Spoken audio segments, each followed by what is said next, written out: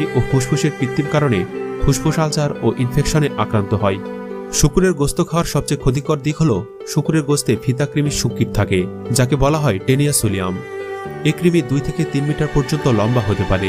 এই কৃমির ডিম্বগুলো যদি মস্তিষ্কে বৃদ্ধি পায় তাহলে পরবর্তীতে মানুষ পাগলামি ও হিস্টেরিয়া রোগে আক্রান্ত হতে পারে।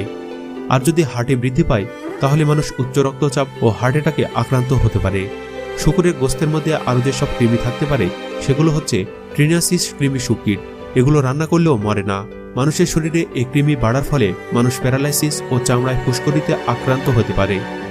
চিকিৎসকগণ জোরালোভাবে বলেন যে ফিতাকৃমি অত্যন্ত মারাত্মক রোগ। শূকরের গোস্ত খাওয়ার ফলে যে রোগে আক্রান্ত হতে পারে, মানুষের ক্ষুদ্রান্তের মধ্যেও এই কৃমিগুলো বাড়তে পারে এবং কয়েক মাসের মধ্যে পরিপূর্ণ কৃমিতে পরিণত হতে পারে। যে কৃমির দেহ 1000টি অংশ নিয়ে গঠিত, এর দৈর্ঘ্য 4 থেকে 10 মিটার পর্যন্ত হতে পারে। আক্রান্ত ব্যক্তির দেহে এটা